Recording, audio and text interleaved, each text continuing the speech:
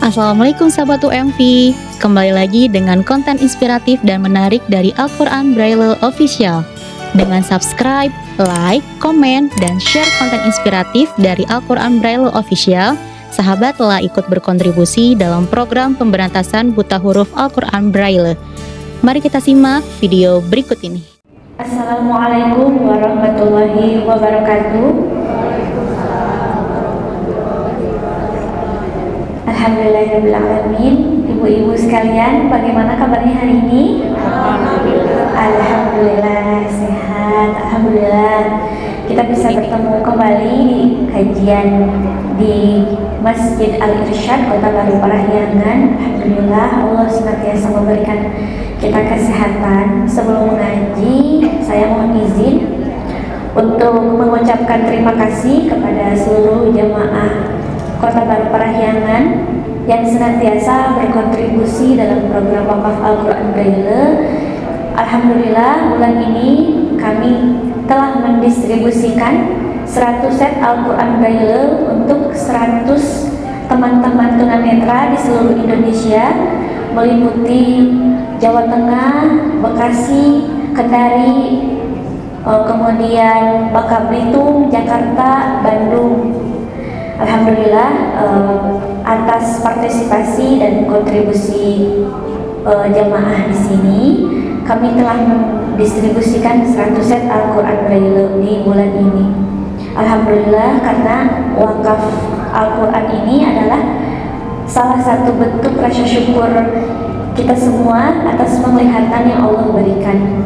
Dan wakaf Al-Quran adalah amal yang tidak akan pernah terputus sampai hari kiamat. Karena Rasulullah SAW bersabda, sesungguhnya amal yang tidak akan pernah terputus sampai anak Adam meninggal dunia adalah salah satunya sedekah jariyah. Dan sebaik-baik sedekah jariyah adalah berwakaf Al-Quran. Karena sesungguhnya wakaf Al-Quran itu pahalanya tetap mengalir kepada hamba-hamba Allah yang senantiasa berwakaf, baik sudah meninggal ataupun yang masih ada di dunia ini gitu. Jadi setiap ayat, setiap kalimat, setiap kata, setiap surat, setiap juz yang dibacakan oleh teman-teman tunanetra, pahalanya senantiasa mengalir kepada bapak dan ibu. Baik, di kesempatan hari ini saya akan membacakan surah Al-Baqarah, surah kedua dari ayat 261 sampai 263.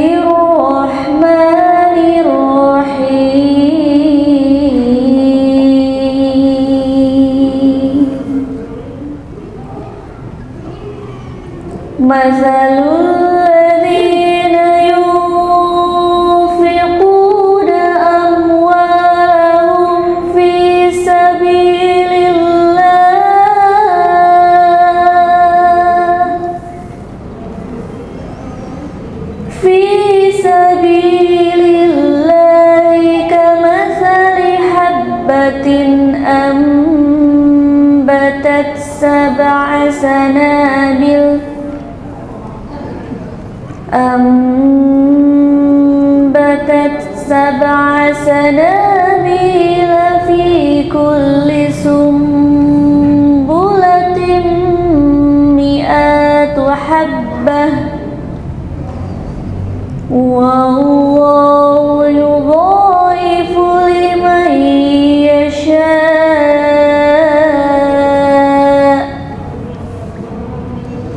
والله واسع عليم.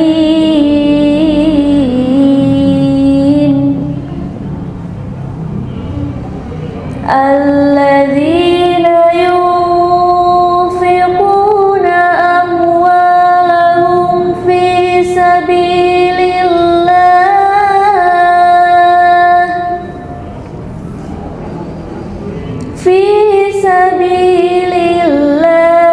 ثم لا يتبعون ثم لا يتبعون ما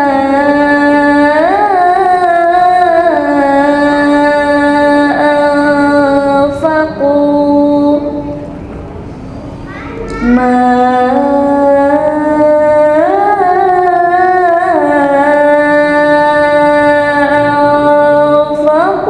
منا ولا أذى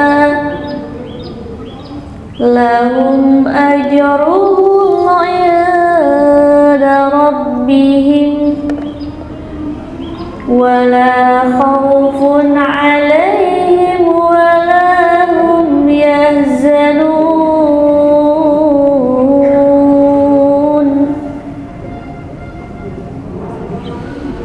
قالوا معروف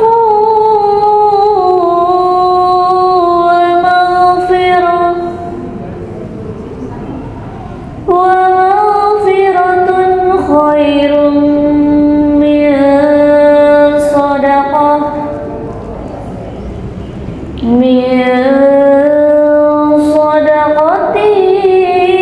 يتبعها أذى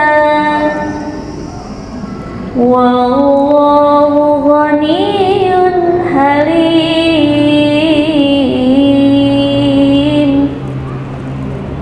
Sadaqallahul azim.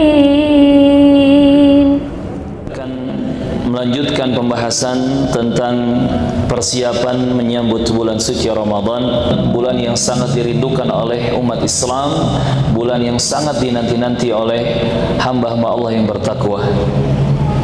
Ini ahibati fillah, teman-teman rahimani wa rahimakumullah. Kita akan membahas tentang keutamaan ibadah di bulan Ramadan. Kita sudah diingatkan, kalau Ramadan tiba, kalau bulan suci Ramadan, syahrul mubarak datang di tengah-tengah kita, maka kita harus semangat beribadah kepada Allah Subhanahu wa ta'ala. Dan di antara jalan untuk kita bisa semangat beribadah kepada Allah, terkhusus di bulan Ramadan, adalah dengan kita mencari tahu apa fadilah dan keutamaan-keutamaan ibadah di bulan Ramadan. Karena kata Allah Subhanahu wa ta'ala, tidak sama orang yang tahu dengan orang yang tidak tahu. Hal yastawil ladzina ya'lamuna wal ladzina la ya'lamun. Apakah sama orang yang punya ilmu dengan orang yang tidak punya ilmu? Apakah sama orang yang tahu dengan orang yang tidak tahu? Jawabannya, la yastawun. Mereka itu tidak sama. Termasuk ketika menghadapi bulan Ramadan.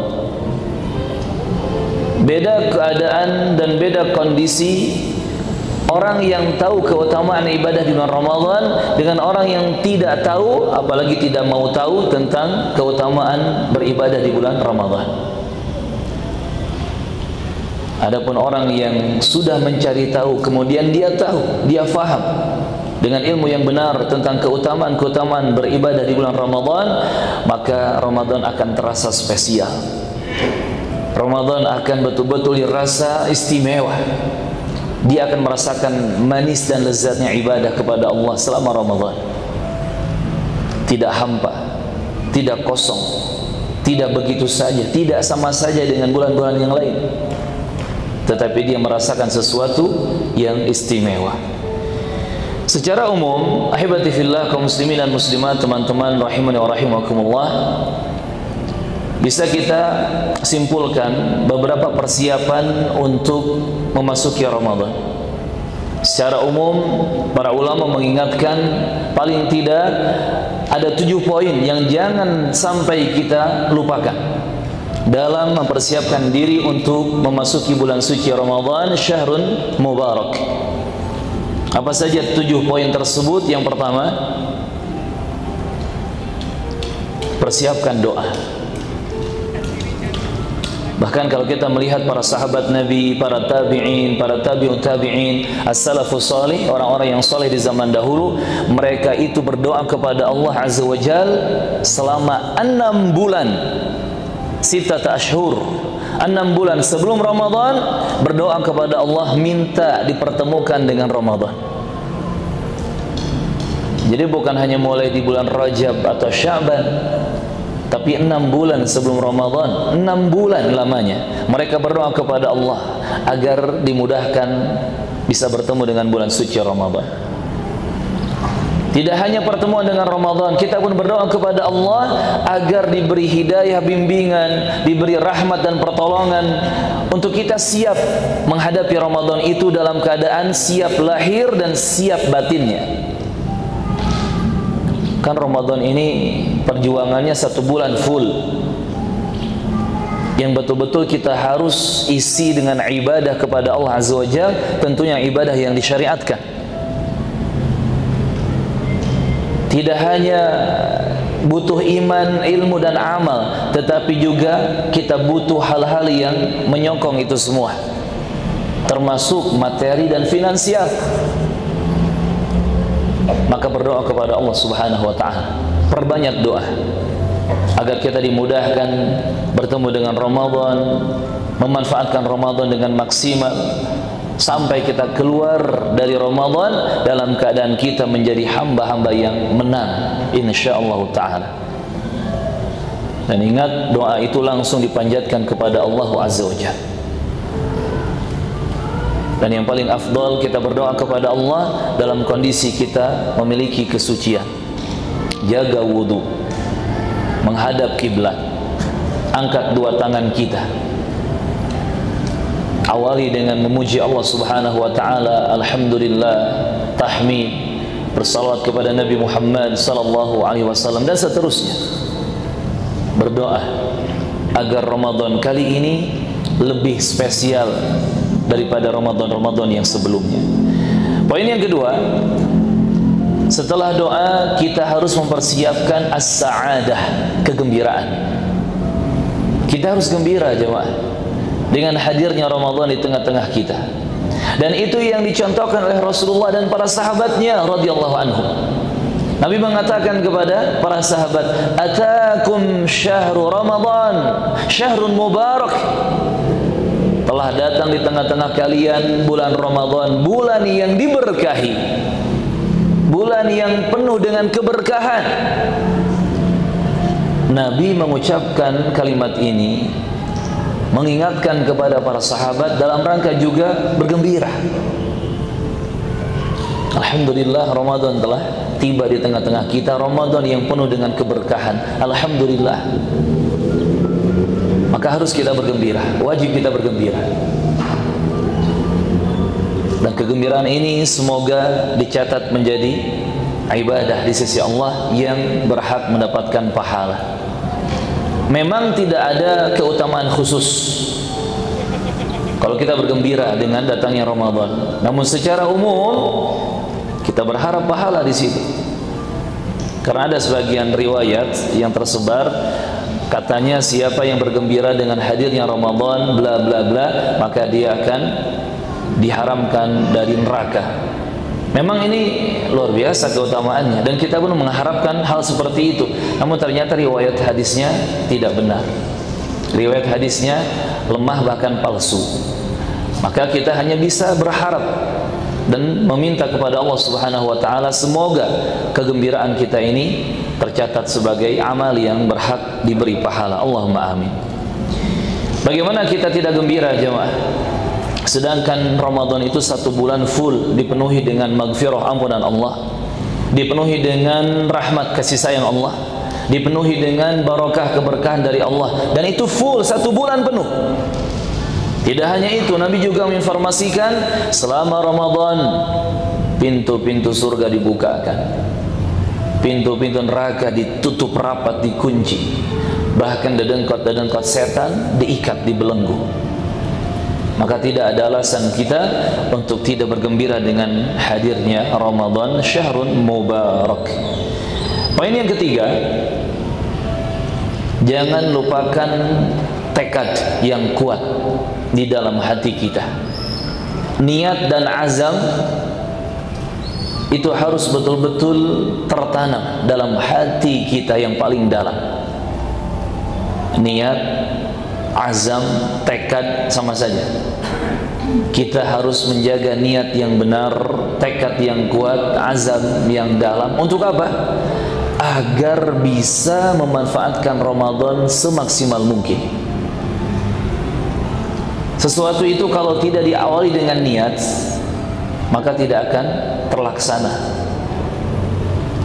Apalagi ada semangat di dalamnya, hampir tidak mungkin. Makanya Nabi mengingatkan, innamal a'malu binniyat.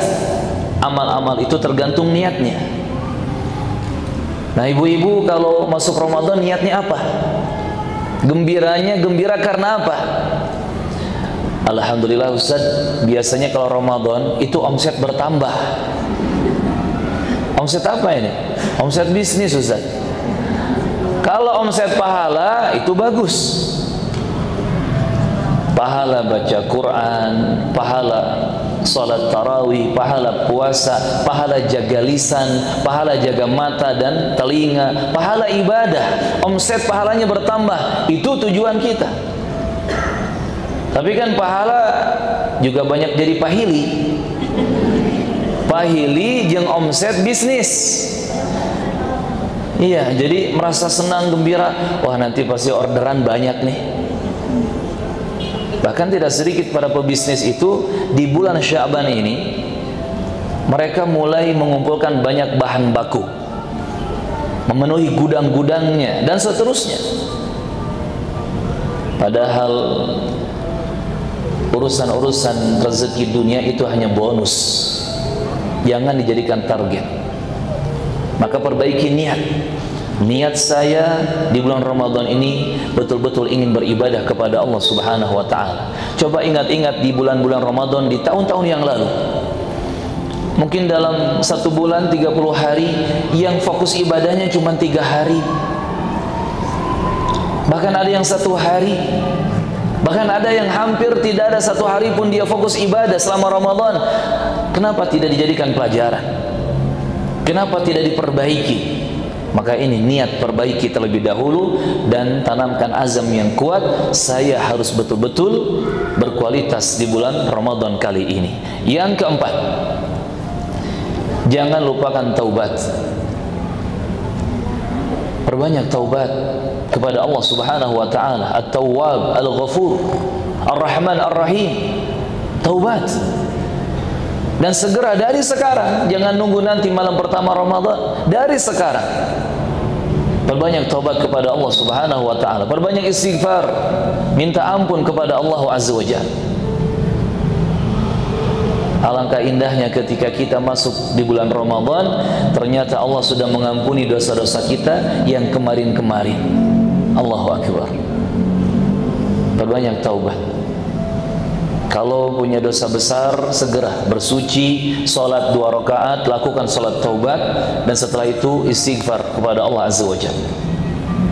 Kalau merasa dosanya hanya dosa-dosa kecil saja, perbanyak kalimat istighfar. Astaghfirullah, astaghfirullahal azim, rabbighfirli wa tub alayya, astaghfirullah wa atubu ilaih. Perbanyak istighfar dengan lisan, yakini dengan hati, buktikan dengan amal perbuatan. Termasuk sayyidul istighfar dibaca setiap pagi dan setiap petang.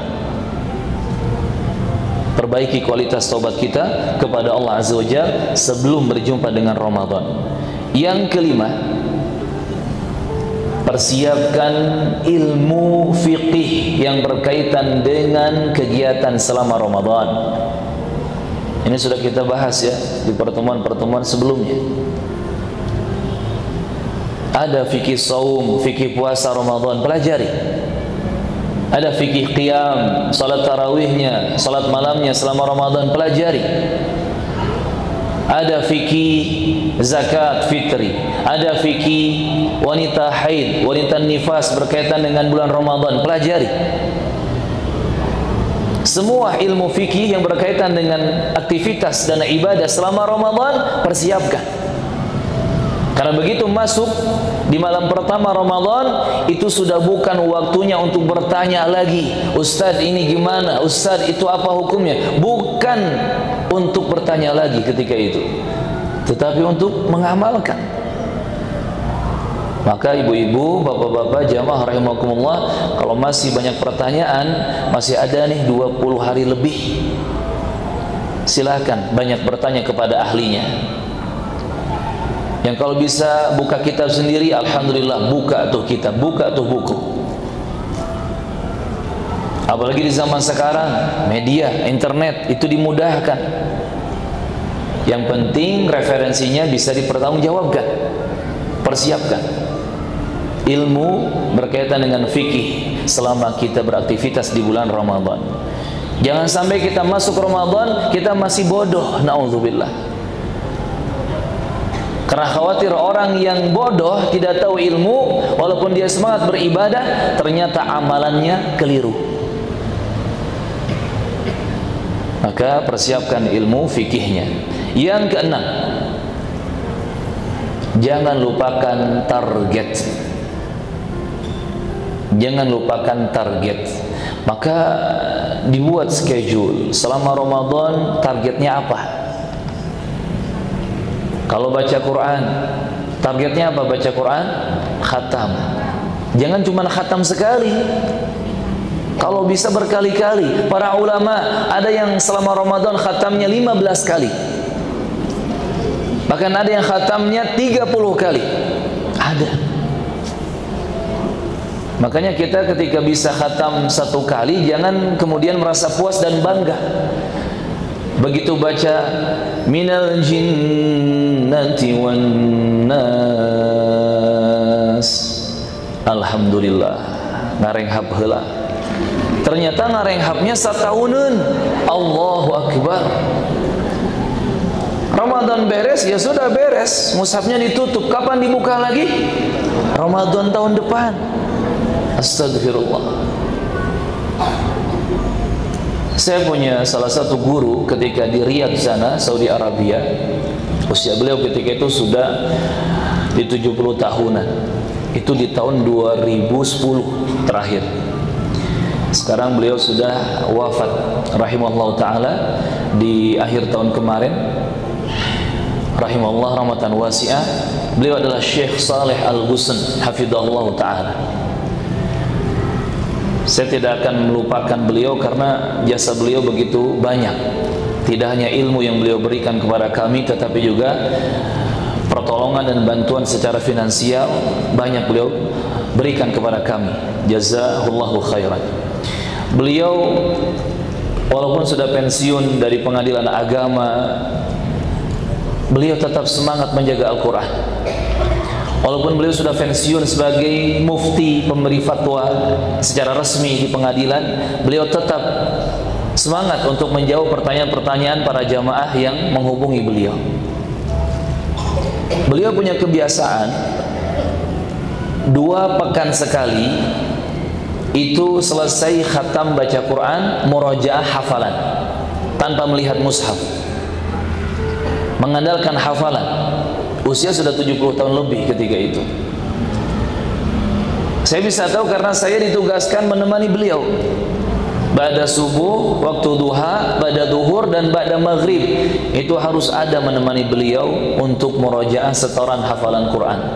2 pekan sekali khatam 30 juz. Dan kalau sudah sampai di surah An-Nas, misalkan kita tasmi'nya itu ba'da duhur, baru berjalan 10 menit, biasa target setengah jam sampai 1 jam. Baru berjalan 10 menit sudah sampai di juz 30 An-Nas. Minal jinnati wan nas. Beliau tidak kemudian berhenti subhanakallahumma bihamdik, tidak. Tidak baca kafaratul majlis, tetapi beliau langsung lanjut ke Al-Fatihah. Bismillahirrahmanirrahim. Alhamdulillahi rabbil alamin. Baca Al-Fatihah, lanjut Al-Baqarah, lanjut lagi. Makanya 2 pekan sekali khatam Quran itu beliau tidak berhenti, nggak putus, terus seperti itu. Sebulan 2 kali khatam. Itu di luar Ramadan. Kalau di bulan Ramadan, beliau tidak mau diganggu, beliau tidak mau ditemani tasmi'nya, beliau fokus sendirian. Saya Curiga iya, penasaran iya. Akhirnya curi-curi dengar. Kenapa Syekh tidak mau ditemani selama Ramadan kalau mengulang hafalan Quran? Ternyata saya curi-curi dengar beliau punya target 3 hari sekali khatam, mengulang hafalan Qurannya 30 juz. Berarti 1 bulannya beliau berhasil khatam berapa kali? Kalau 3 hari sekali sebulan Ramadan. Berarti ibu-ibu belum siap jadi pebisnis, masih bingung dan pabaliut ngitung oge. 3 hari sekali khatam dalam sebulan Ramadan. 9 sampai kok 90 kali? Gimana Kang ini?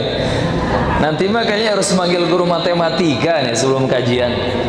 3 hari sekali khatam 30 juz dalam sebulan Ramadan. Selama Ramadan khatam berapa kali? 10 kali. Nah jadi 80. Iya, ini mikirnya bisnis terus sih. Modal 10.000 pengen jadi 90.000. Barakallahu fikum. 10 kali khatam selama Ramadan, kan gitu. Rahimahullah ta'ala rahmatan wasi'ah. Jadi harus punya target. Begitupun dengan sholat tarawihnya. Yang sudah terbiasa misalkan tarawih 11 rakaat atau mungkin 21 atau 23, setengah jam beres. Cari yang masjid 1 jam baru beres. Atau kalau bisa cari yang sholat tarawih terkhusus di 10 malam terakhir dari Isya sampai subuh baru beres. Dan itu ada, termasuk di pesantren kami, alhamdulillah sampai sekarang masih istiqomah. Kita mulai jam 9, jam 10 malam, beres setengah jam sebelum subuh, walaupun 11 rakaat. Termasuk sedekahnya, ada target. Jangan cuman baju barunya, kue-kuehnya, kupatnya, opornya, cuman itu saja yang ditargetkan, bukan. Tetapi juga sedekah harus ditargetkan. Dan semua amal soleh harus ada target. Dan kalau bisa jamaah itu ditulis.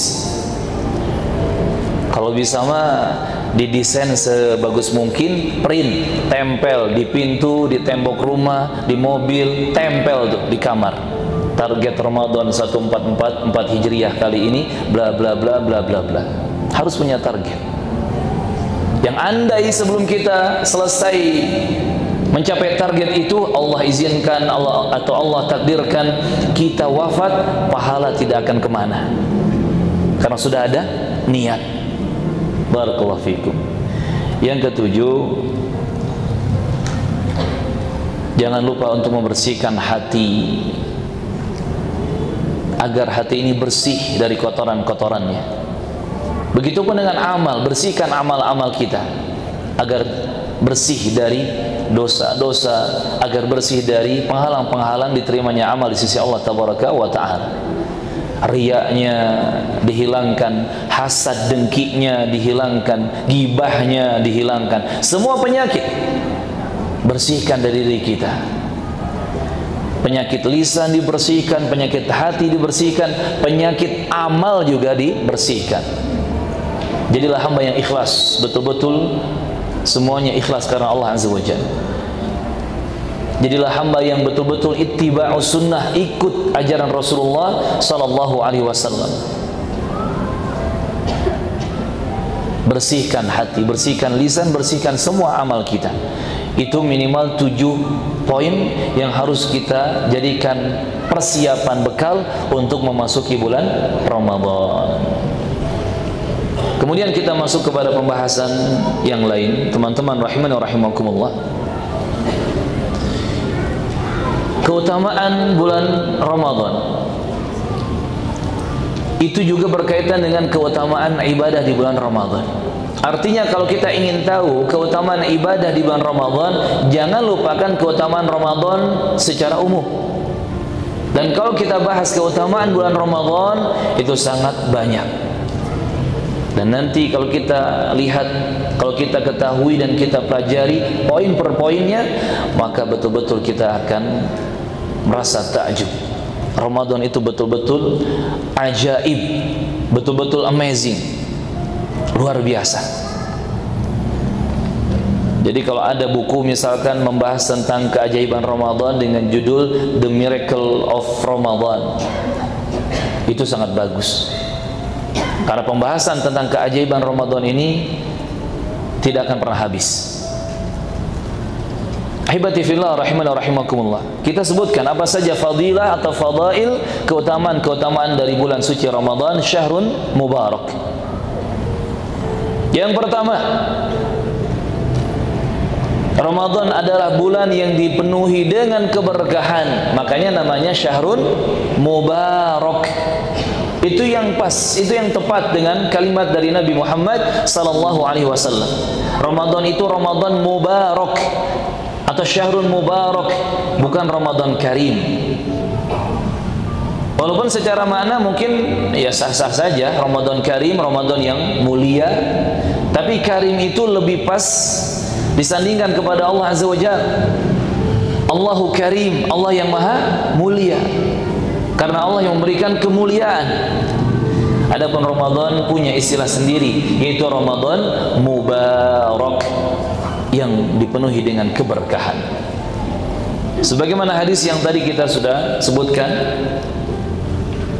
Nabi ketika mengetahui Ramadan tiba, beliau mengatakan kepada para sahabatnya, atakum syahrun mubarak, atakum Ramadan syahrun mubarak. Telah tiba, telah datang di tengah-tengah kalian bulan Ramadan, bulan yang diberkahi, bulan yang penuh dengan keberkahan. Ini Nabi yang menjaminkan, Nabi yang menyatakan. Dan apa makna barakah? Barakah itu adalah ziyadatul khair, tambahan kebaikan atau bertambah banyaknya kebaikan. Semakin diberkahi, semakin banyak kebaikan yang bertambah. Harta diberkahi, usia diberkahi, kehidupan diberkahi, rezeki diberkahi, keluarga diberkahi. Berarti semuanya dijaga dalam kebaikan-kebaikan yang banyak. Karena keberkahan adalah bertambahnya kebaikan. Nah, di bulan Ramadan itu kebaikan semua bertambah.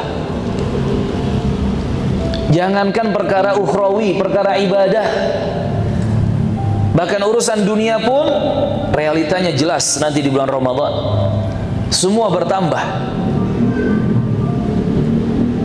Jangankan ibadah, pahala-pahala dalam ibadah, urusan dunia pun Allah tambah. Ya kan?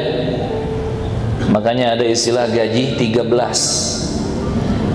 Kapan itu gaji ke-13 diberikan? Di bulan Ramadan.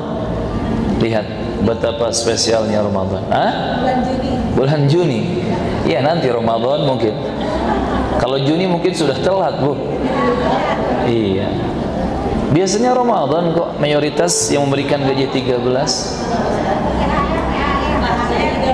THR ya sama saja. Oh, pengen dua-duanya? Siap ya. Ada THR, ada gaji 13 ya. Gaji 14 ada juga, Bu. Allahu Akbar. Yang pasti selama Ramadan itu kebaikan bertambah. Dan itulah salah satu keberkahan Ramadan. Bahkan ada orang jualan yang kecil-kecil, yang remeh-remeh ya, di pinggir jalan, itu subhanallah laku. Dan ternyata omsetnya luar biasa. Padahal itu ujian. Ujian. Apakah lebih banyak ibadahnya atau lebih banyak terjebak dengan ujian duniawinya? Kan gitu. Namun yang pasti memang Ramadan itu penuh keberkahan. Makanya orang itu lebih giat, lebih semangat ibadah di bulan Ramadan. Yang malas-malas ke masjid, jadi ke masjid. Yang malas-malas buka mushaf Quran, jadi buka Quran, bahkan dia baca. Yang malas sedekah, yang cuek hidupnya, yang apatis hidupnya, yang egois, ketika Ramadan mendadak dia berbagi, memperhatikan yang lain. Subhanallah, penuh keberkahan. Itu keutamaan yang pertama. Yang kedua, pahala dilipat gandakan dalam banyak amalan di bulan Ramadan. Jadi banyak amal-amal ibadah atau kebaikan yang dilipat gandakan pahalanya di bulan Ramadan. Baik itu sholat, sedekah, puasa, zakat, baca Quran, termasuk akhlak mulia. Hampir semua amal soleh itu pahalanya dilipat gandakan, dilimpah ruahkan selama diamalkan di bulan Ramadan. Contoh misalkan ibadah umrah. Nabi menjanjikan kepada umatnya sallallahu alaihi wasallam, "Inna umratan fi Ramadan taqdi hajjatan." Ibadah umrah yang dikerjakan di bulan Ramadan itu menyamai pelaksanaan ibadah haji pahalanya. Dalam satu riwayat, "Au hajjatin ma'i," bahkan bisa menyamai ibadah haji bersamaku. Allahu Akbar. Ibu kapan mau haji? Berapa tahun lagi? Ada yang nggak tahu, ada yang kalaupun tahu 20 tahun lagi, 15 tahun lagi, 25 tahun lagi. Itu pun zaman sekarang kalau bisa haji ditemani Rasulullah tidak? Gak mungkin, mustahil, Nabi sudah wafat sallallahu alaihi wasallam. Tapi ada amalan yang kalau kita lakukan dapat pahala haji, bahkan haji bersama Nabi. Apa itu? Umrah di bulan Ramadan.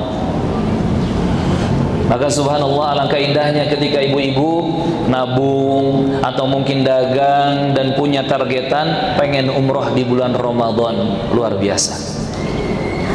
Semoga jamaah yang hadir sekalian di sini dimudahkan untuk segera ke tanah suci, apalagi umrah di bulan Ramadan. Semoga disegerakan untuk semuanya. Allahumma yassir, Allahumma amin.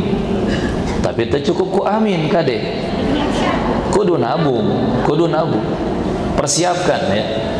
Bekalnya ikhtiar maksimal. Doa dikuatkan terus, niat dijaga, ikhtiar usaha juga dimaksimalkan. Termasuk contoh yang lain, misalkan ketika bisa beribadah di malam Lailatul Qadar. Lailatul Qadar itu terjadi di salah satu malam dari 10 malam terakhir Ramadan. Mungkin 21, mungkin 23, atau 25, atau 27, atau 29. Atau mungkin juga di malam-malam genap bisa terjadi. Malam 22, 24, 26, dan seterusnya. Sesuai dengan kehendak Allah Azza wa Jalla. Karena siapa yang dapat malam Lailatul Qadar kemudian dia manfaatkan semalaman suntuk untuk beribadah kepada Allah, apa pahalanya? Dia dapat pahala ibadah itu dilipat gandakan 83 atau 84 tahun, yakni 1000 bulan. Semalam dia beribadah seakan-akan dia beribadah selama 1000 bulan. Karena Lailatul Qadar itu khairun min alfi syahrin. Satu malam Lailatul Qadar jauh lebih baik, lebih istimewa, lebih utama dibandingkan dengan 1000 bulan. Bahkan bisa lebih dari 1000 bulan, bukan hanya menyamai tetapi lebih dari 1000 bulan. Nah ini jamaah, di bulan Ramadan amal-amal soleh itu pahalanya dilimpah ruahkan, dilipat gandakan, bahkan bukan ganda lagi ya, berganda-ganda, sangat banyak, subhanallah. Itu keutamaan yang kedua. Yang ketiga, di bulan Ramadan ada amalan yang khusus milik Allah dan bagi Allah Azza wa Jalla, dan itu tidak terjadi dalam amalan-amalan yang lain. Amalan apa itu? Saum atau puasa atau siam. Saum Ramadan ini istimewa. Karena ibadah saum atau siam atau puasa ini milik Allah dan langsung bagi Allah Azza wa Jalla. Kata Rasulullah sallallahu alaihi wasallam, "Kullu amal ibni Adam lahu." Setiap amalan anak Adam itu bagi dia, milik dia. Illa siyam, kecuali saum, kecuali puasa. Allah Azza wa Jalla mengatakan, "Fa innahu li wa ana ajzi bih." Maka puasa itu, saum itu adalah milikku bagiku, untukku, dan aku yang akan langsung membalas pelakunya. Istimewa sekali. Saum langsung dikatakan milikku, kata Allah Azza wa Jalla. Bagiku, dan aku, kata Allah, yang akan langsung memberikan balasan bagi orang yang mengerjakannya. Subhanallah.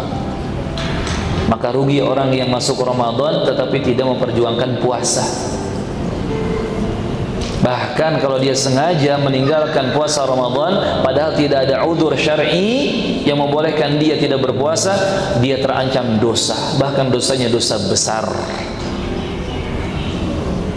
Bagaimana kalau ada orang betul-betul sengaja dia meninggalkan puasa Ramadan padahal tidak punya udzur? Dia sehat, nggak sakit, dia mukim, nggak safar, dia tidak menyusui, tidak mengandung atau hamil kalau perempuan, tidak ada udzur syar'i. Dia bukan seseorang yang sedang bekerja keras yang tidak mungkin tanggung jawab dan tugasnya ditinggalkan, tidak ada udzur syar'i, dan dia sengaja meninggalkan. Kata para ulama, pertama dia wajib bertobat kepada Allah karena dia sudah jatuh ke dalam dosa besar, wajib bertobat. Kedua, dia wajib qadha di hari yang lain. Tidak bisa fidyah, tetapi harus qadha, diganti dengan puasa di hari lain di luar Ramadan. Maka ini harus kita fahami jamaah rahimani wa rahimakumullah. Puasa itu sesuatu yang spesial dan istimewa bagi Allah Subhanahu wa ta'ala. Pertanyaannya, kenapa puasa kok jadi spesial dan istimewa? Sampai tadi Allah Azza wa Jalla menyatakan puasa itu bagiku, milikku, dan aku yang akan langsung membalasnya. Kata para ulama, tidak lepas dari dua jawaban. Kenapa puasa menjadi spesial di sisi Allah Tabaraka wa ta'ala? Ini diterangkan oleh Al-Hafidz Ibnu Hajar Al-Asqalani rahimahullah. Diantaranya, jawaban yang pertama, karena puasa tidak dimasuki oleh riya, berbeda dengan ibadah yang lain. Seseorang tidaklah diketahui ia berpuasa kecuali ia menceritakannya. Adapun ibadah selain puasa terlihat dengan kasat mata apabila dilakukan, maka dari sini kata Al-Hafidz Ibnu Hajar, pintu riya itu sangat kecil bagi orang yang berpuasa. Ini mayoritas ibadah puasa di sisi para hamba, sangat kecil kemungkinan disusupi penyakit riya. Saya sedang puasa Allah,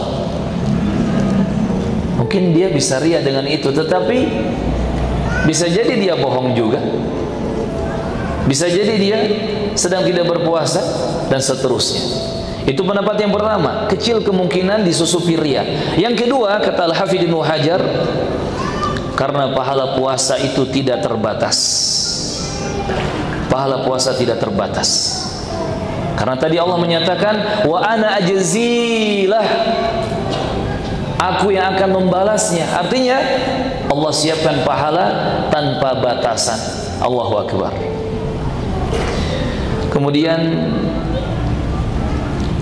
para ulama juga mengingatkan bahwa dalam puasa itu terkandung amalan yang sangat luar biasa yang jelas pahalanya tanpa batas, yaitu kesabaran.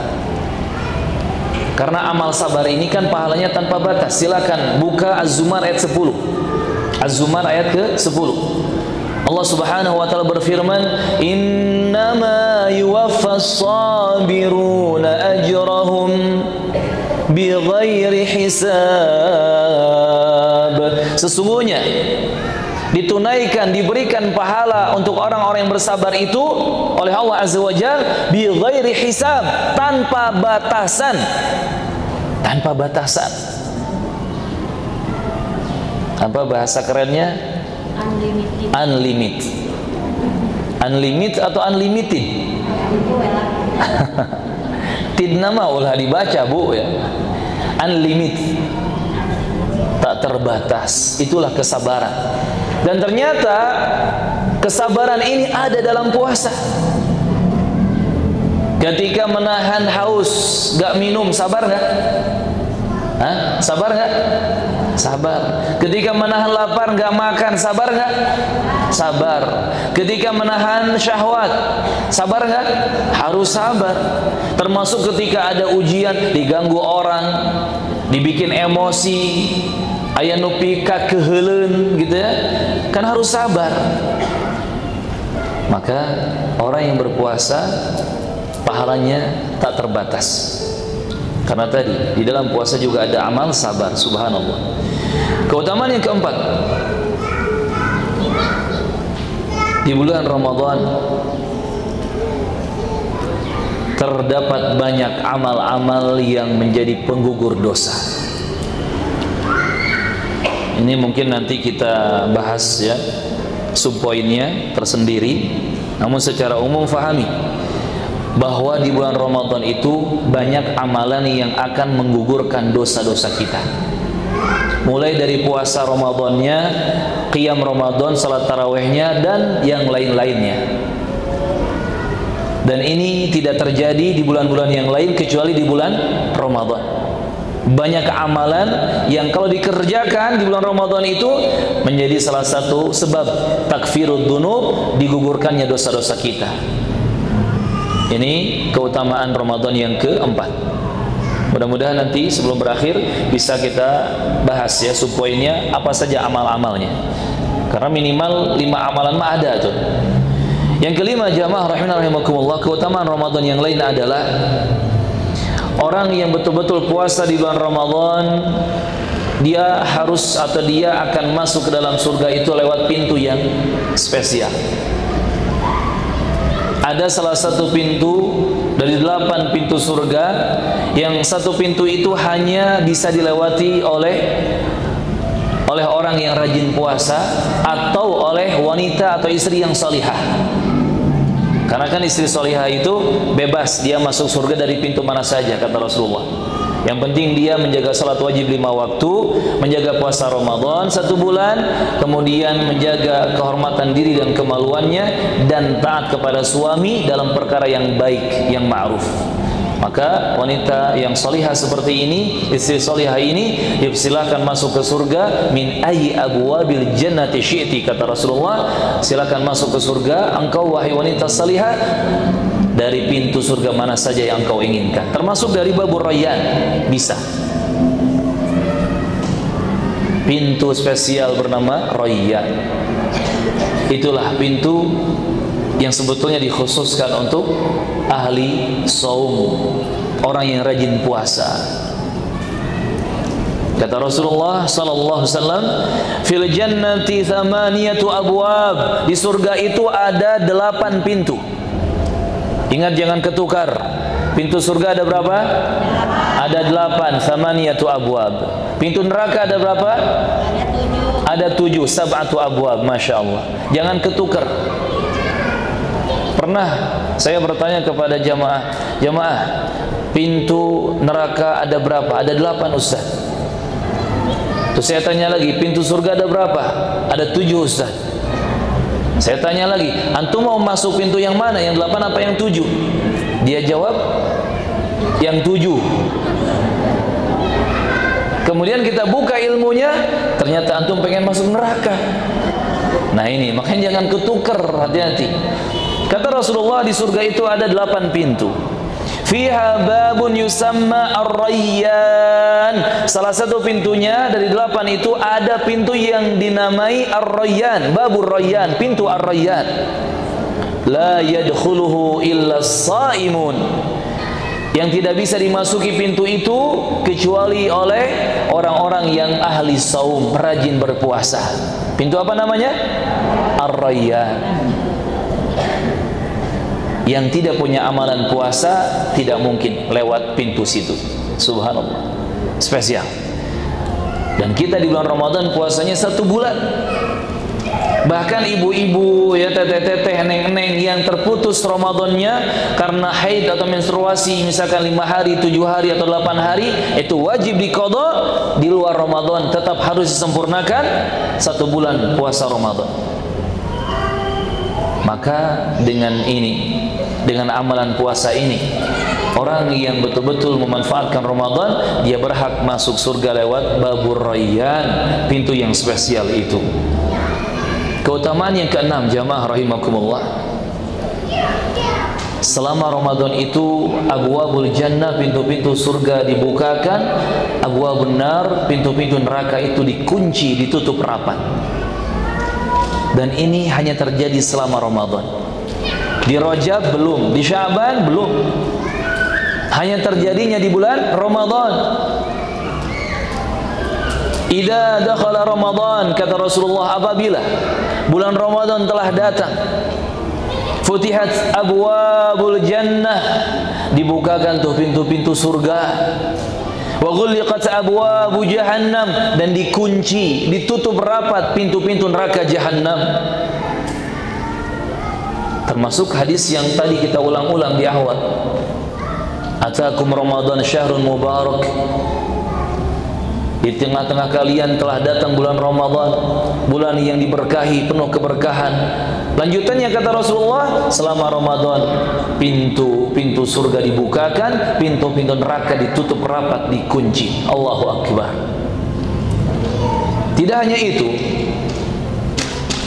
di bulan Ramadan juga kata Rasulullah, pintu-pintu langit dan pintu-pintu rahmat dibukakan.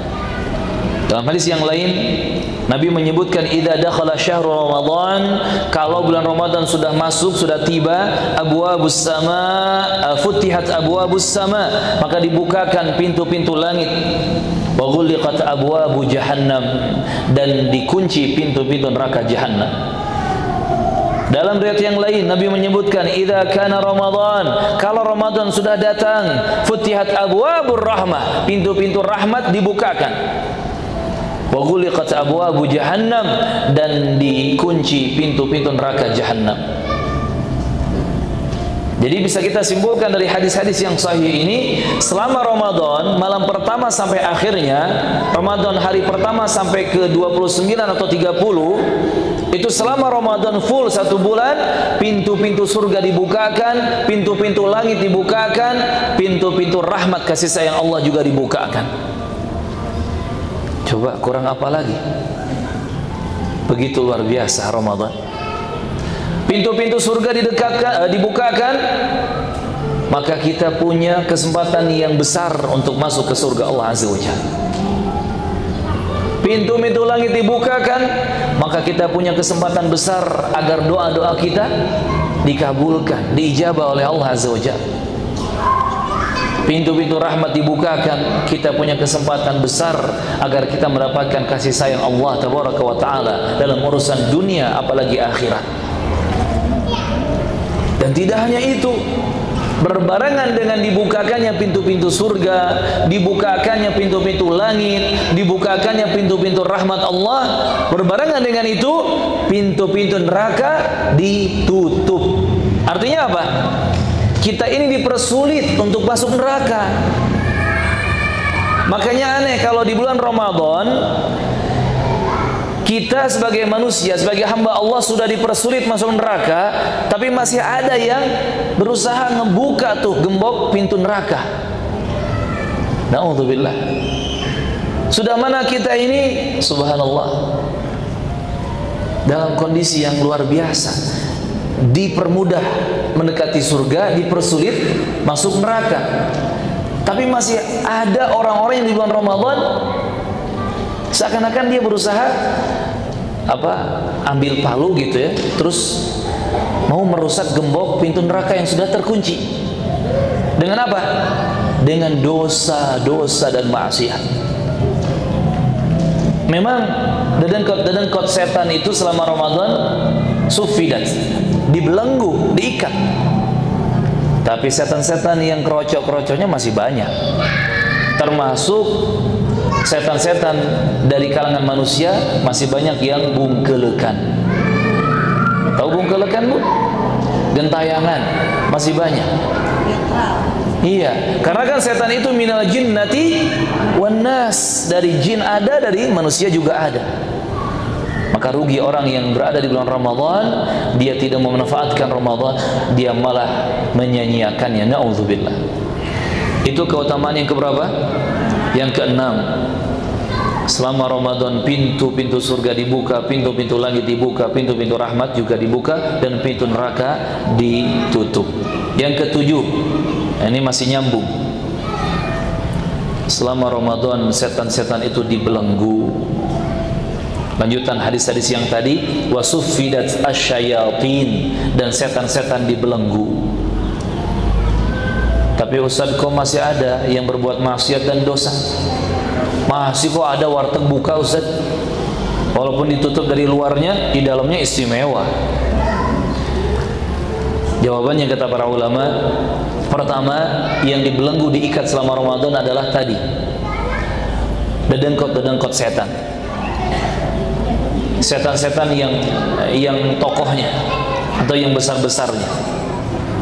Artinya yang kecil-kecil masih berkeliaran. Yang kedua, yang diikat itu setan-setan dari kalangan jin, kebanyakannya. Berarti setan-setan manusia tadi banyak yang masih bungkelekan, masih gentayangan. Tapi ini sudah keutamaan Ramadan ya, yang luar biasa. Allah bantu hamba-hambanya untuk semakin giat dan mudah beribadah selama Ramadan, di mana dengan adanya setan-setan yang dibelenggu ini, mereka akan sedikit dan sempit ruangnya mengganggu orang-orang yang sedang beribadah di bulan Ramadan. Kemudian yang ke-8,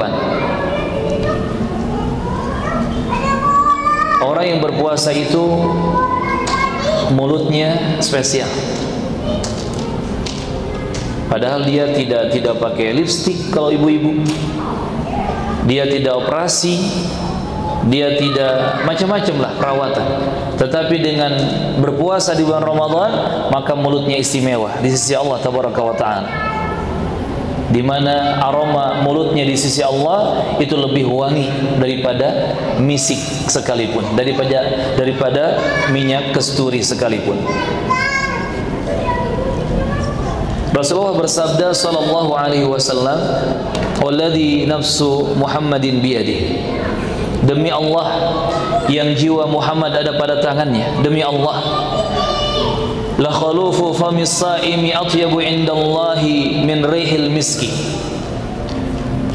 La khalufu famis saim, sungguh aroma orang yang berpuasa itu, aroma mulut orang yang berpuasa itu, atyabu indallah, lebih baik di sisi Allah min rihil miski, daripada aroma minyak kasturi. Dan ini hitungannya di sisi Allah, bukan di sisi manusia. Karena ada orang yang iseng, Ustaz, saya bangun tidur belum gosok gigi sambil puasa tuh, saya cium-cium kok nggak ada aroma kasturinya, Ustaz. Ada orang iseng kayak gitu. Ingat, ini hitungan dan anggapannya di sisi Allah Tabaraka wa Ta'ala. Allah siapkan pahala yang besar untuk bau mulutnya itu. Allah siapkan ganti yang lebih baik untuk bau mulutnya itu, aroma yang lebih wangi daripada minyak kasturi. Dan ini harus kita yakini. Barakallahu fikum. Lihat, dari sini kita belajar, ada manusia yang dinilai buruk atau punya kekurangan oleh manusia yang lain, tapi ternyata di sisi Allah belum tentu dia buruk dan punya kekurangan. Justru bisa jadi di sisi Allah dia punya kelebihan dan dia spesial. Ya, kalau kita sebersih apapun ya orang yang puasa, kalau kita cek, kalau kita survei, kalau kita periksa, pasti aromanya ya kurang baik. Walaupun dia setelah sahur gosok gigi, sebelum subuh gosok gigi, terus dia mungkin tertidur di pagi atau siang hari, bangun tidurnya gosok gigi, karena boleh orang puasa gosok gigi, pakai sikat gigi, pakai siwak, boleh-boleh saja. Bahkan sikat gigi pakai pasta giginya boleh-boleh saja. Yang penting tidak ada sesuatu yang tertelan lewat kerongkongan. Jadi harus dimuntahkan, harus dibuang ya, bekas kumur-kumur sikat giginya. Sebersih apapun orang yang berpuasa, pasti aroma mulutnya kurang enak, pasti. Barakallahu fiikum. Tapi lihat ternyata yang dinilai buruk, yang dinilai kurang oleh manusia, di sisi Allah ternyata spesial, istimewa, dan punya kelebihan. Maka dari sini kita belajar, jamaah rahimakumullah, sebelum kita sibuk memperbaiki lahiriah, sibuklah terlebih dahulu memperbaiki batin. Hati perbaiki sebelum kita memperbaiki pakaian. Lisan perbaiki sebelum kita memperbaiki anggota fisik lahiriah kita. Apalagi kata para ulama, di antara karakter orang munafik itu fokusnya memperbaiki lahiriah dan lupa memperbaiki batiniahnya. Nauzubillah. Yang kesembilan, ternyata untuk Ramadan itu ada seruan dan panggilan khusus agar semangat beribadah selama Ramadan. Dan seruan ini tidak terdengar di bulan-bulan yang lain.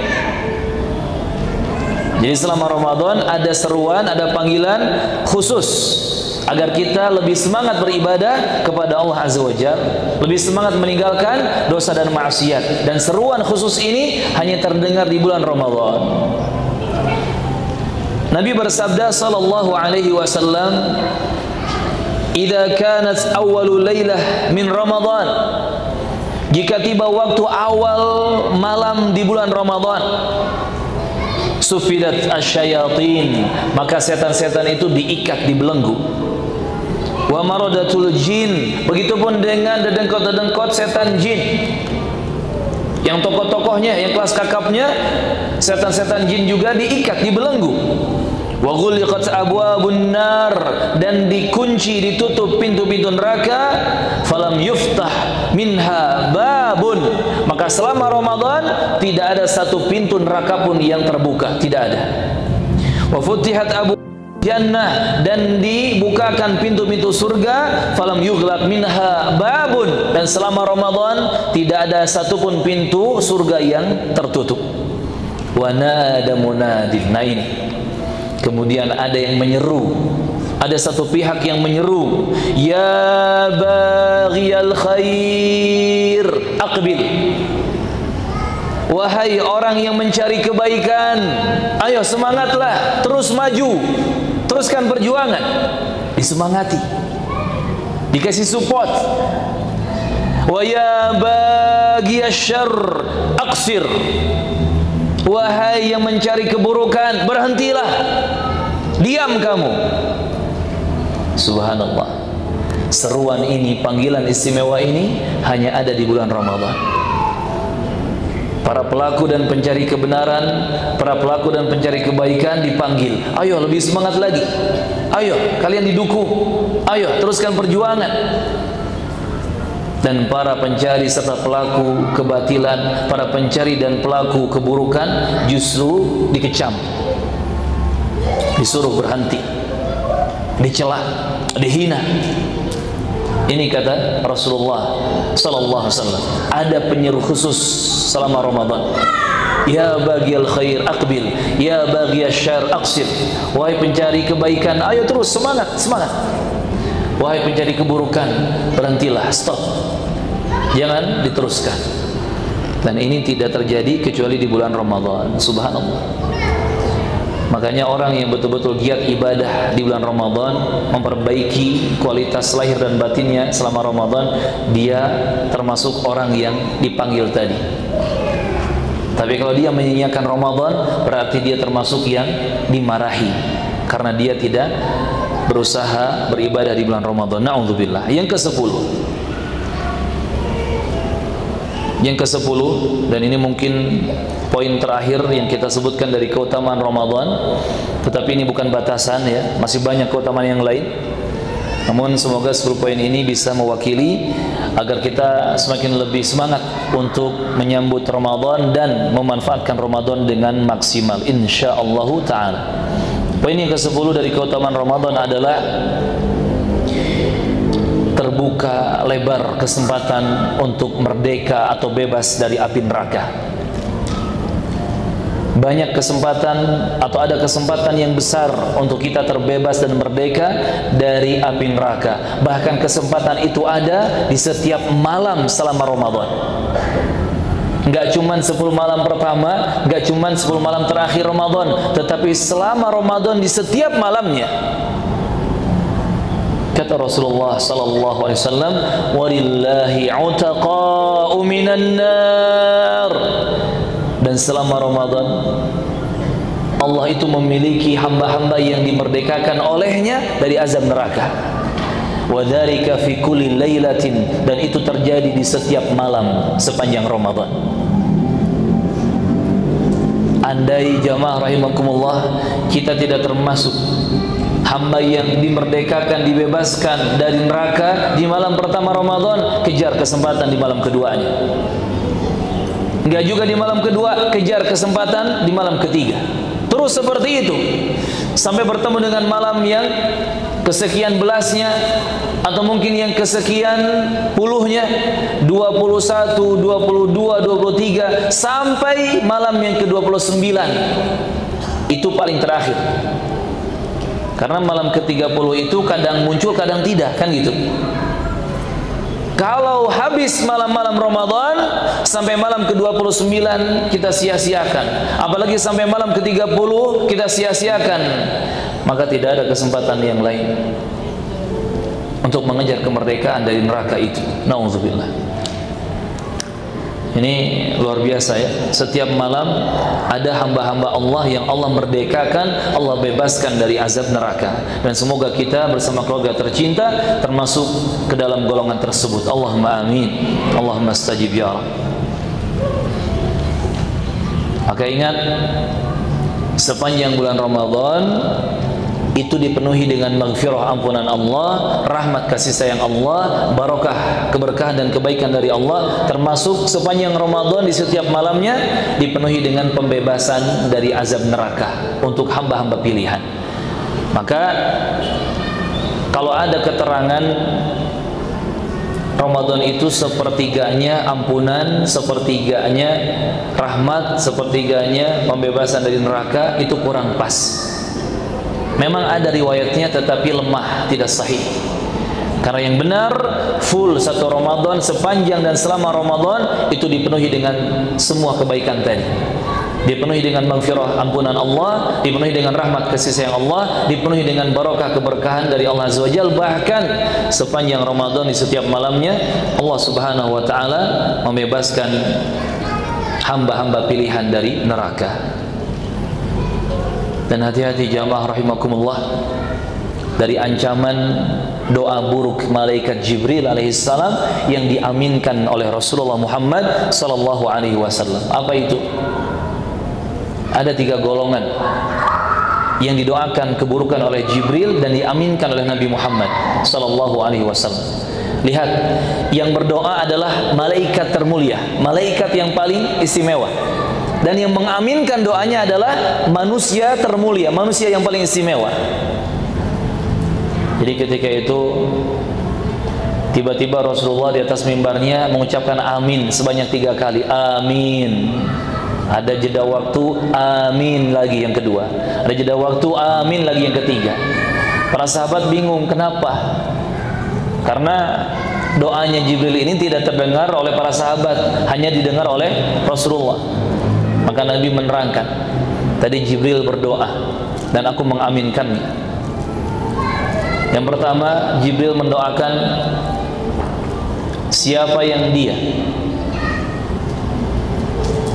mendapati kedua orang tuanya ada di sisinya, hidup di sisinya, tetapi dia tidak masuk surga karena tidak berbakti kepada orang tuanya, celaka dia, kata Jibril, celaka dia. Maka diaminkan oleh Nabi Muhammad sallallahu alaihi wasallam. Siapa yang dia punya kesempatan berbakti kepada orang tua tetapi dia tidak mau berbakti, malah durhaka, semoga dia celaka dan binasa. Amin, kata Rasulullah. Yang kedua, siapa yang mendengar namaku, nama Nabi Muhammad disebutkan di sisinya dan dia tidak bersalawat kepadaku, tidak mengucapkan sallallahu alaihi wasallam, Allahumma shalli wa sallim ala Muhammad, dan seterusnya, maka celakalah dia, kata Jibril. Kata Rasulullah, amin, semoga Allah kabulkan. Yang ketiga, raghima anfu 'abdi, celakalah seseorang, binasalah seseorang, dakhala alaihi Ramadan, Ramadan tiba datang kepadanya, walam yughfar lahu, tetapi dia melewati Ramadan dalam keadaan dia tidak mendapatkan ampunan. Allah tidak mengampuni dosa-dosanya padahal dia dapati Ramadan. Kata Rasulullah, aku ucapkan amin. Maka hati-hati jemaah. Jangan sampai kita dapat Ramadan, tapi kita keluar Ramadan malah didoakan buruk oleh Jibril. Kenapa? Gara-gara kita tidak berjuang maksimal mengejar ampunan Allah selama bulan Ramadan. Wal'iyadzubillah. Sesi diskusi dan tanya jawab. Baik, barakallahu fiik. Sekarang kita masuk ke sesi tanya jawab. Silakan jika ada pertanyaan. Baik, silakan kepada para jamaah yang ingin bertanya ataupun juga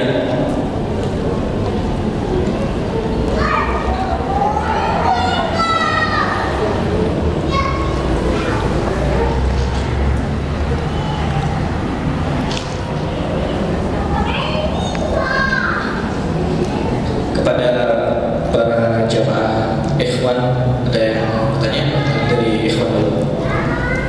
Kalau tidak ada, nanti. Baik. Sudah ada pertanyaan tertulis ya dari jamaah ummahat.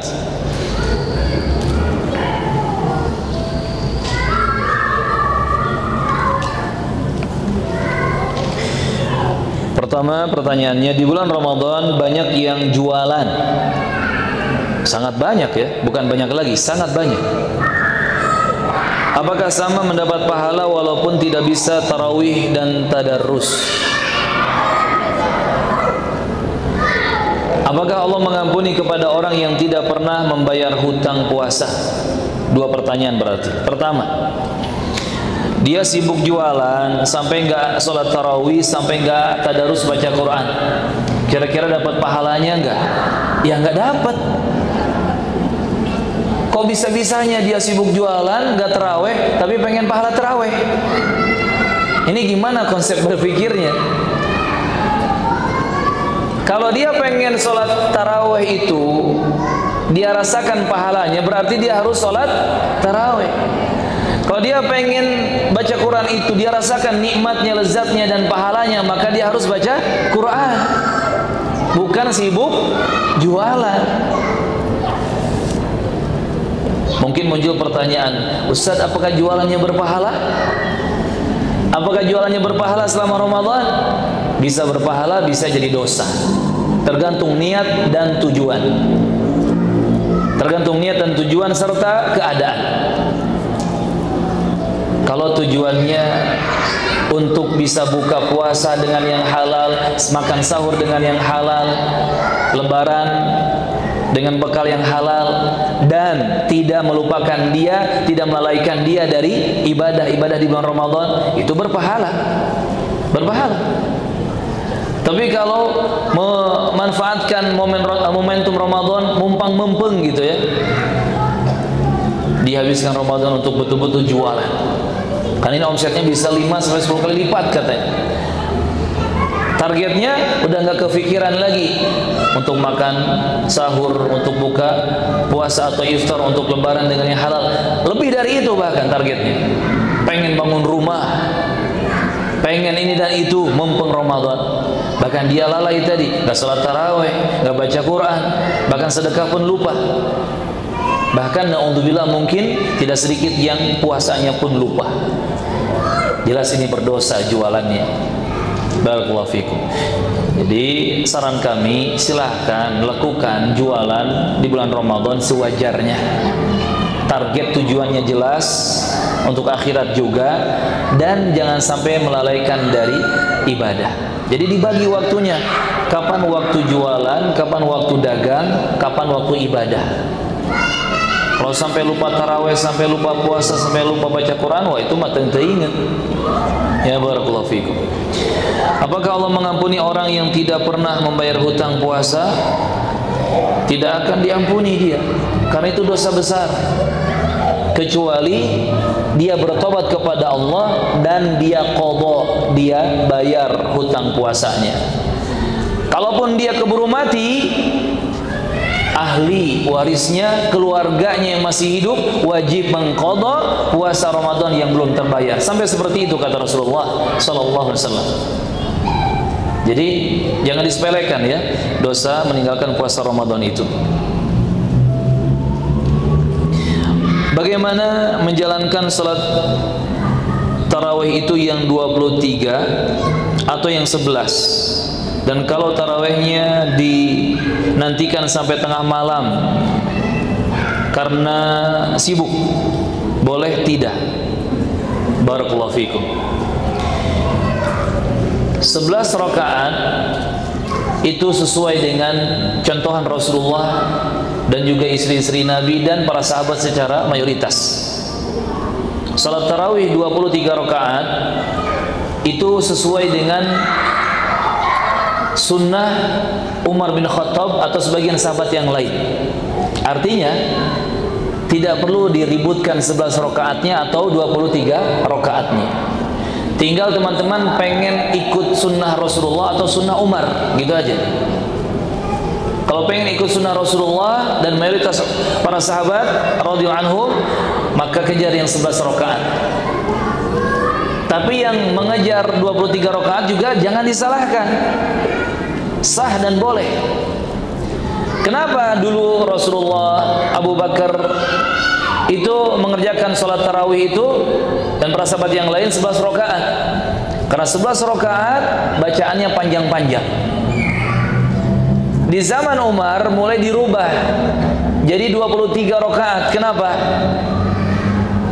Ingin tetap lama tetapi tidak terasa panjang bacaannya di setiap rakaat. Akhirnya rakaatnya yang ditambah banyak, bacaannya dikurangi, tidak sepanjang yang 11 rakaat.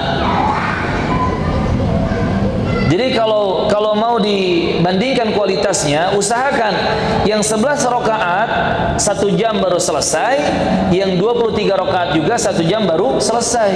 Berarti sama tuh kualitasnya. Tapi kalau ini mah 11 rakaat baru beres 1 jam, yang 23 baru beres setengah jam, dipertanyakan. Barakallahu fikum. Jadi tidak masalah dengan jumlah rakaat. Yang 11 sah, yang 23 juga sah. Tapi kalau lebih mencocoki sunnah Nabi, ajaran Rasulullah, ya jelas 11 rakaat. Karena kata ibunda kita Aisyah radhiyallahu anha, Nabi tidak pernah salat malam lebih dari 11 rakaat. Itu kalau ingin afdalnya. Tapi yang 23 juga benar, sah dan tidak salah.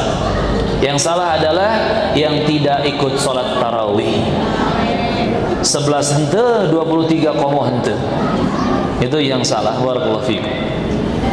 Boleh tidak dinantikan, maksudnya diakhirkan sampai tengah malam? Boleh-boleh saja. Cuman mungkin kalau dia salat tarawih sendirian di tengah malam, tidak bersama imam di masjid, dia luput dari keutamaan yang lain. Kalau boleh sih boleh-boleh saja. Cuman ingat, ada keutamaan yang lain selama Ramadan. Kata Rasulullah, siapa yang mengerjakan qiyam Ramadan, salat tarawih bersama imam, berarti kan berjamaah nih di masjid, dan dia tidak berpaling, tidak pergi kecuali setelah imamnya selesai, kutiba lahu qiyamul lailah, maka ditulis, dicatat baginya pahala salat malam semalam suntuk. Padahal mungkin dia ikut berjamaah di belakang imam yang salat tarawih 11 rakaat dan mungkin 40 menit, 50 menit sudah beres. Tapi dia ikut sampai imam salam. Imam selesai, dia baru selesai. Dia dapat pahala salat malamnya semalam suntuk. Seakan-akan dia salat malam dari ba'da isya sampai subuh. Itu pahalanya. Jadi mungkin keutamaan ini ditinggalkan, begitu kan? Tapi kalau boleh-boleh saja ya boleh ya, untuk sholat tarawihnya diakhirkan. Silakan, pilihan ada pada masing-masing jamaah. Barakallahu fikum.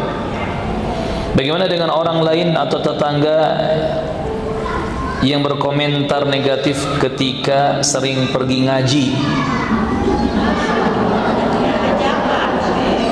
Iya, ada tetangga yang bilang, mau sampai kapan ngaji? Banyak ibu-ibu di pengajian ini sibuk ngaji, akhirnya nggak ngurus keluarga, nggak ngurus rumah tangga. Omongan itu bisa keluar dari pelaku rumah rumah tangga yang gagal menjadi ibu rumah tangga. Bisa dipahami nggak? Omongan kayak gitu keluar dari mulut orang yang gagal menjadi ibu rumah tangga. Dan sebetulnya kegagalan menjadi ibu rumah tangga, kegagalan ngurus rumah tangga dan keluarga bukan gara-gara ngaji, bukan, tapi gara-gara sibuk ngurusin politik. Sibuk gara-gara ngurusin politik, ngurusin inilah itulah, ngurusin negara seakan-akan iya, padahal negara nggak jadi baik juga. Sibuk ngurusin politik, sibuk ngambil tugas-tugas kaum laki-laki, padahal dia perempuan, akhirnya gagal tuh jadi ibu rumah tangga, gagal jadi istri di dalam rumah tangganya. Na'udzubillah. Justru jamaah, kalau seorang wanita sibuk di pengajian, pasti dia akan menjadi ibu yang ideal dan istri yang ideal. Pertanyaannya, ada tidak istri yang lebih ideal daripada istri-istri Nabi? Ada nggak? Nggak ada. Mereka paling sempurna. Ada tidak ibu yang lebih ideal daripada ibu-ibu di zaman sahabat Nabi? Nggak ada. Mereka yang paling sempurna. Pertanyaan yang lain, apakah para sahabat wanita di kalangan Nabi itu, di kalangan para sahabat Nabi itu, di zaman Nabi itu, mereka sibuk ngaji atau nggak sibuk ngaji? Sibuk ngaji. Sampai para sahabat wanita itu minta jadwal khusus kepada Rasulullah. Ya Rasulullah, buatkan jadwal khusus untuk kami belajar. Minta kepada Nabi. Jadwal khusus untuk ngaji, minta kepada Nabi. Yang akhirnya Nabi berikan hari ya, khusus kajian untuk ummahat.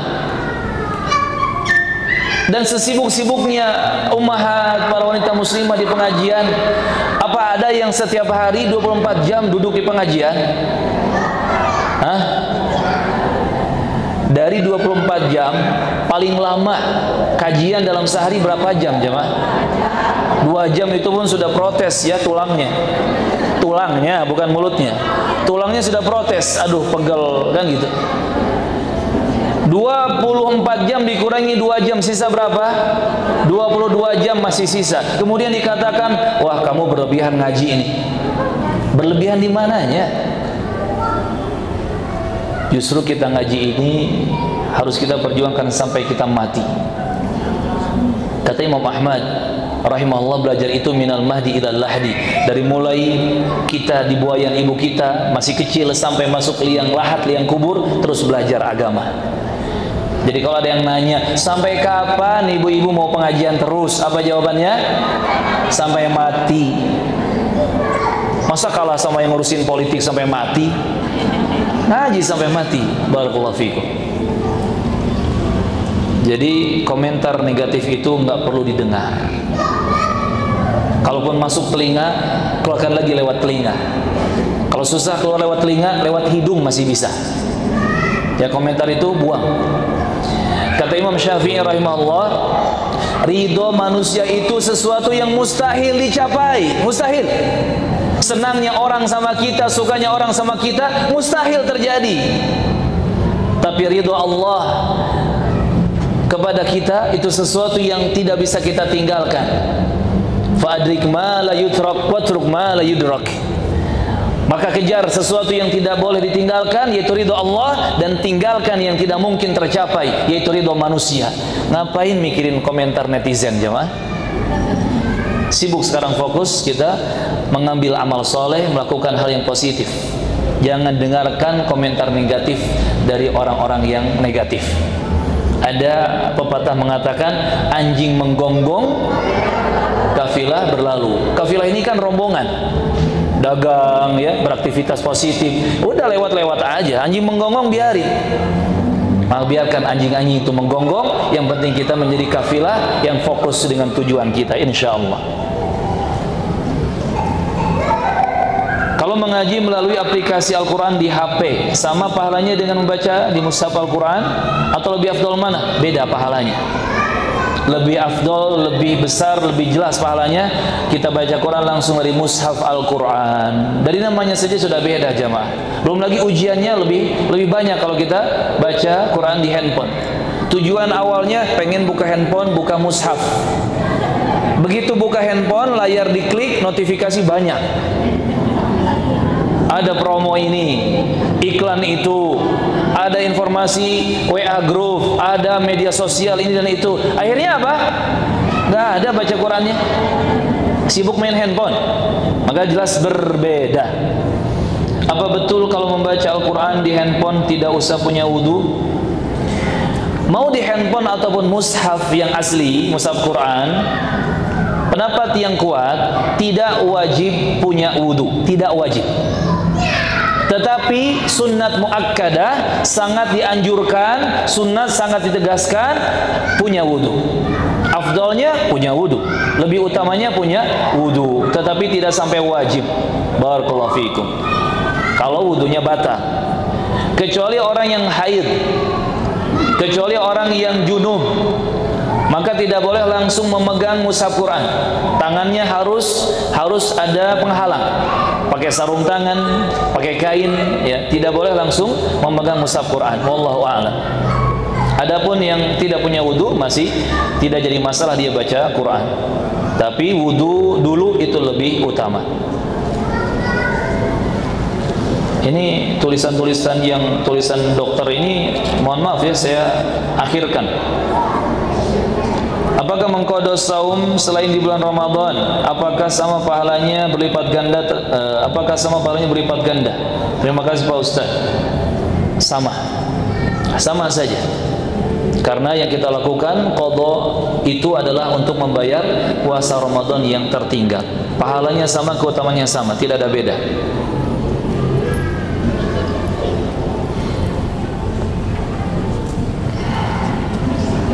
Sebentar. Bila sedang berpuasa di bulan Ramadan tetapi dia melakukan hubungan suami istri karena tidak kuat menahan hawa nafsunya dan mungkin melakukannya gitu ya. Bagaimana cara menebus dosanya? Masya Allah. Sedang puasa Ramadan di bulan Ramadan. Pertama, taubat istighfar kepada Allah Azza wa Jalla. Yang kedua, dia harus berpuasa kafarah. Berapa lama? 2 bulan berturut-turut atau 60 hari. Harus berturut-turut, bukan dipisah-pisah. 2 bulan berturut-turut, 60 harinya berturut-turut. Kira-kira kalau tahu sanksinya seperti ini, kuat nggak kuat sekarang?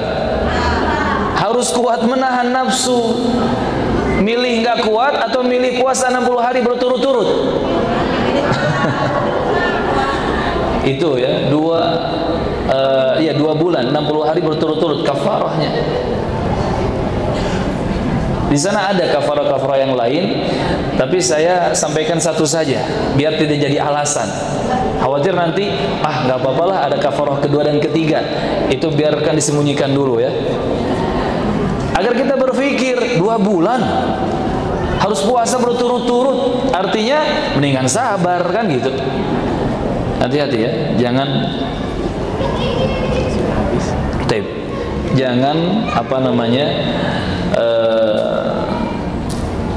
bermudah-mudahan dengan ibadah di bulan Ramadan, karena yang pasti Ramadan ini kan momen spesial dan tidak setiap hari, hanya sebulan saja dalam setahun. Masa sih kita tidak bisa berjuang kan gitu. Sebelum mengakhiri, ini mohon maaf paling terakhir, tadi saya janji apa saja amal pelebur dosa di bulan Ramadan, kita sebutkan singkat saja. Pertama, jaga salat wajib 5 waktu, termasuk salat Jumatnya. Salat wajib 5 waktu dan salat Jumat itu menjadi penggugur dosa, apalagi dilakukan di bulan Ramadan. Yang kedua, lakukan puasa Ramadan selama 1 bulan penuh. Artinya kalau ada yang tertinggal segera diqadha dan usahakan puasanya berkualitas. Termasuk tadi, nggak cuma nahan lapar dan haus, tetapi syahwat juga harus dijaga, ditahan.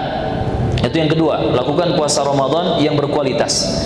Yang ketiga, Lakukan qiyam Ramadan atau salat tarawih secara sempurna dan berkualitas. Salat tarawih secara sempurna dan berkualitas. Jangan cuma semangat dan rame di 3 malam pertama atau di sepekan pertama.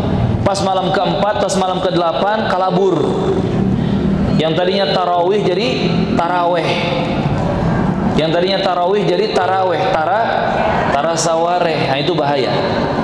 Yang keempat, usahakan di 10 malam terakhir Ramadan kita mencari Lailatul Qadar.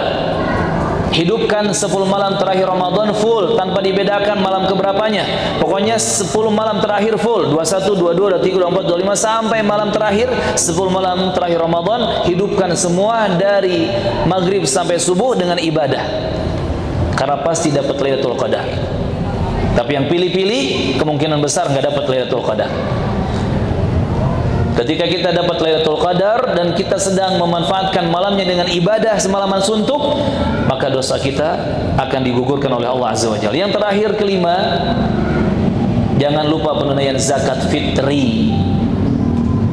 Walaupun kita katakanlah sedang sulit, tetap zakat fitri harus dibayar. Usahakan dibayar, dan itu tidak banyak.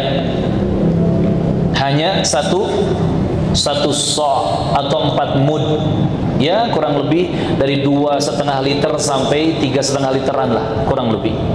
Nah, 5 amalan ini kalau kita perjuangkan, kita jaga pengamalannya di bulan Ramadan, maka dosa-dosa kita berhak diampuni oleh Allah Azza wa Jalla. Dosa dan kesalahan kita berhak berguguran insyaallah taala.